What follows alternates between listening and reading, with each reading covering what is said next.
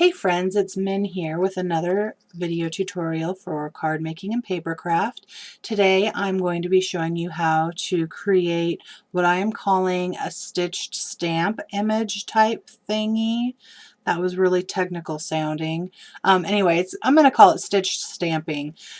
And this card uses beautiful stamps from Inspired by Stamping. The image is from the Water Lilies stamp set, and this sentiment down here is from the newest Big Hello stamp set. This stamp set is available right now for free for every $50 that you purchase from Inspired by Stamping. But I'm going to show you how to create this stitched look with your stamps. I actually came up with this on accident as I was trying to perfect another technique, and I ended up liking how it looked. And if you can see here, let me put some white paper behind this so you can see it. This is what the image looks like originally, but I've kind of created a stitched feel in the card, okay? So the first thing I'm going to do is I'm going to take this image from the Water Lily stamp set, and I'm going to stamp it, and I'm using Memento Tuxedo Black ink to ink my stamp and stamp it with. And you want to make sure that you get this inked up really good. You don't want any portions being left unstamped, so get the middle really good. Sometimes larger images are harder to stamp well, so I'm going to show you kind of what I do to fix that as well. Okay, so I'm going to take my image and I'm going to stamp it right in the middle of my paper. Now, like I said, sometimes it's hard to get images stamped perfectly all the way when they're a larger image like this. So what I do is I slide it off. You're not going to be able to see it for a second. Okay. And I turn it upside down and I just kind of rub gently in the middle and all around the edges. And this way I know that I'm getting everything stamped that needs to be stamped, okay? It's tricky, takes practice, but it works because look at that.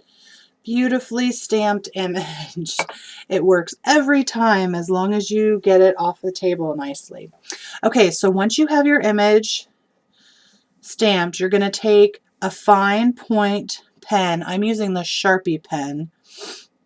And you're going to start creating little stitch lines over every single portion of your stamp, okay? And you can just follow the lines. And you just go all the way around each individual portion of your stamp. Yes, it will take some time, but the cool thing is you can do this while you're sitting watching TV. You can do this while you're just sitting listening to music. You can do this if you have speakerphone on talking to someone. Not that I'm condoning you not listening to people who call you, but this is something that you can do just as you're doing something else that doesn't require a whole lot of thinking, like making a video, because as you can hear just a second ago, I kind of stopped talking. Okay, so do you see how it's kind of creating this stitched feel? And it's up to you how long you want to do your little stitches. They could be longer, they could be shorter. I'm keeping them uniform in size for the most part. And I do the outside and the inside of each section. This works best with an image that's a line image, obviously. You couldn't really do this with a solid stamp. And it works best with one that has some pretty big open areas in it, okay? So I've got my little blossom here. I'm going to move on to the lily pad. And I promise I'm not going to sit here and talk and make you watch me do this whole thing. But I just wanted to get some done so that you could see that it doesn't really require a whole lot of time. And as you can see too, I'm following the lines of the stamp as I do my little stitching. Okay. Now, let's talk about coloring for a second, because I am going to come back after I finish doing these little stitches and I'm going to color this. If you are going to color this with an alcohol marker or something similar, you are going to want to make sure that whatever marker you use to do your stitching is not going to run when you color with those alcohol markers, okay? Like I said, I'm using this Sharpie fine point pen, and I'm actually going to color this image in with colored pencils like I did on my card. So let me get the card out here in just a second. Do you see how, I don't know, it's just soothing to me. I love doing that. So here's the card, and I'm going to show you how I colored this as soon as I get done filling in the rest of my stamp. So I will be back in just a little bit after I finish getting this all stitched up. Hold on just a second. Image all stitched up, and I'm going to show you how I used colored pencils to color my image in, okay?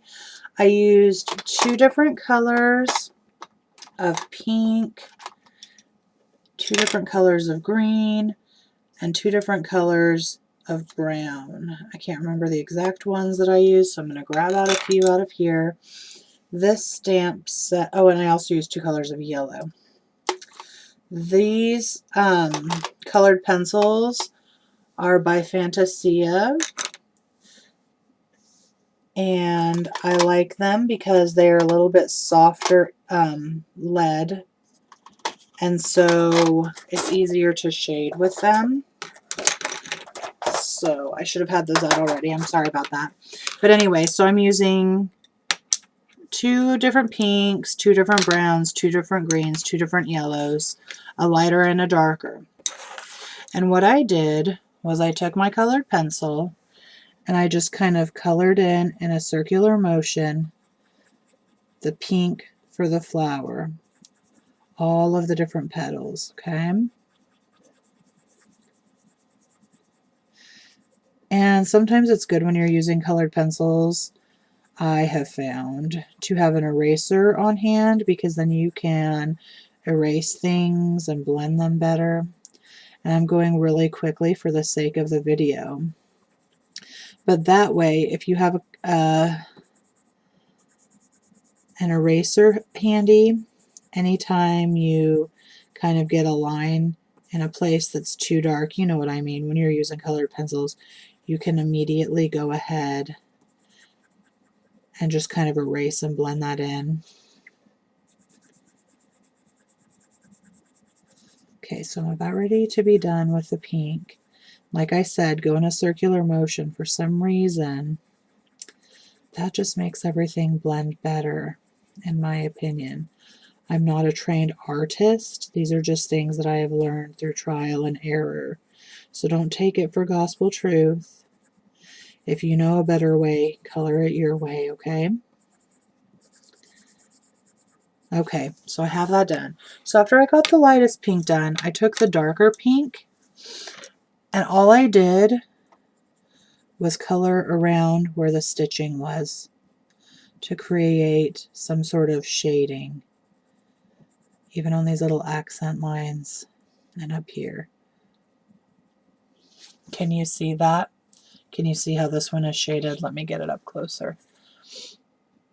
But I'm not going to do that, because I'm going to show you what the green looks like when you do that. And I think I'm using different colors than what I used on my actual card, but that's okay. Because really, this is going to be a different card, right? Right. Okay, so I've got my light green down. I was going in a circular motion. Take my darker green